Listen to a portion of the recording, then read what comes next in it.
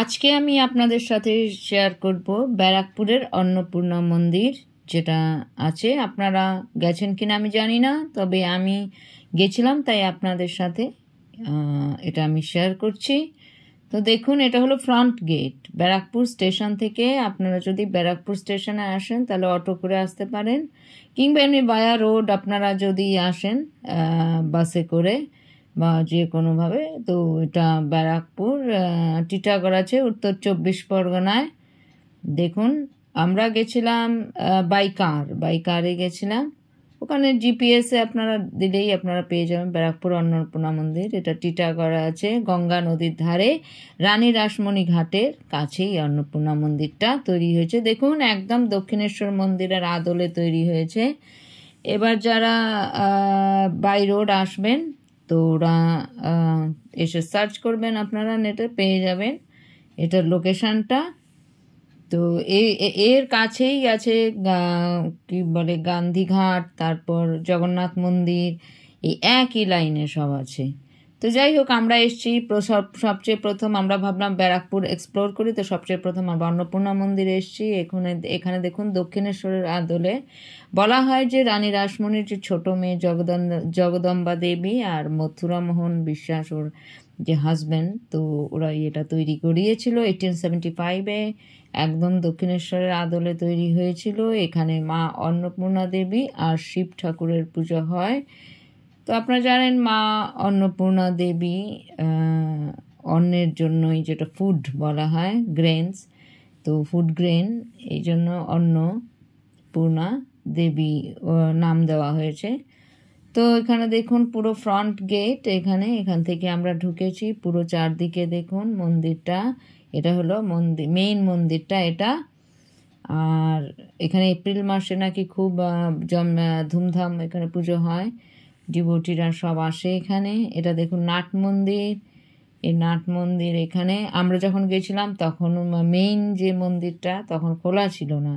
সকাল 6:30 থেকে খোলা হয় 1টা অবধি, আবার বিকেলে খোলা হয় 3:30 4টে থেকে 6টা 6:30 অবধি খোলা থাকে। তো আমরা যখন পুরোহিতকে বললাম খুলে দিতে, তো উনি আসছেন খুলতে, তো ততক্ষণ আমি ভিডিওটা করছিলাম।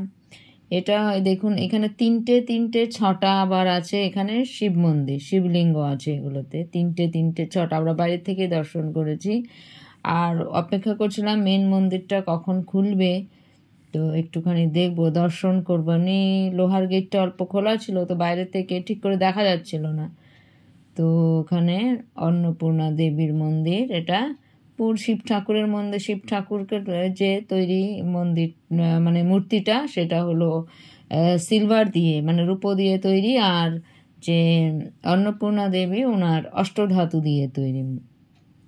এখানে দেখুন তিনটে 6টা, এখানে 3টে আছে আর ওইদিকে 3টে আছে, 6টা শিবলিঙ্গ। আর এটা হলো নাট মন্দির, আর এদিকে মন্দিরটা। তো একদম দক্ষিণেশ্বরের আদলে তৈরি হয়েছে এটা। ওনার ছোট মেয়ে জগদম্বা দেবী আর ওনার জামাই মথুরামোহন বিশ্বাস, ওরাই তৈরি করেছিল এটা।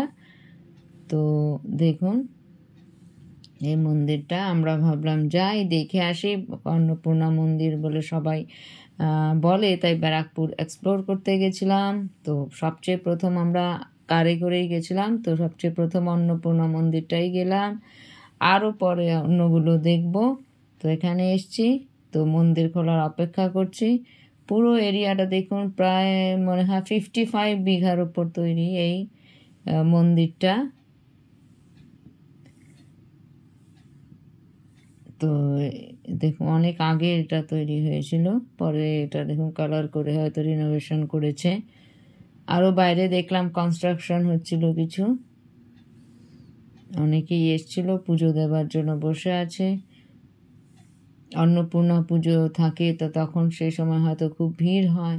দেখুন মন্দিরটা একদমই দক্ষিণেশ্বরের মন্দিরের মতো। দক্ষিণেশ্বরে আরও অনেক শিব মন্দির আছে, শিবলিঙ্গ, কিন্তু এখানে 6টা আছে, 3টে। তারপর ভোগও হয় এখানে, প্রসাদ বিতরণ করা হয়। আমরা তো দর্শন করে এখান থেকে পুরো আমরা চলে যাব, আরও যে অনেক কিছু দেখার আছে। তবে ওই দিন খুব বৃষ্টি হচ্ছিল, বৃহস্পতিবার সেদিন ছিল, আর খুব বৃষ্টি আমরা ভাবলাম বৃষ্টিতেই চলে যাই, ইয়ার করব। তো ভায়া কার এসছিলাম। তো ব্যারাকপুর স্টেশনে যদি আসেন তাহলে অটো করে বলবে, বা যেখান থেকে আপনার বাসে করে যদি ব্যারাকপুর আসেন, তো যেখান থেকেই আসুন ওখানে এসে মেইন বাস স্টপ বা স্টেশন বা যেখানেই নামবেন ওখানে অটো করে আপনাদের পৌঁছে দেবে, বা হয়তো টোটো করে আপনারা যদি রিজার্ভ করেন তো রিজার্ভ করে ওরা হয়তো সব দেখিয়ে দেবে আপনাদের। তো সেভাবে আপনারা করবেন। তা আমি ভাবলাম যে এখন আমি রাসমণি ঘাটটা জাস্ট পেছনে গেটটা খুলেই পেছনেই রাসমণি ঘাটটা আছে, রাসমণি ঘাটের কাছেই এই মন্দিরটা তৈরি হয়েছে, তাই আমরা রাসমণি ঘাটটা দেখে আসি।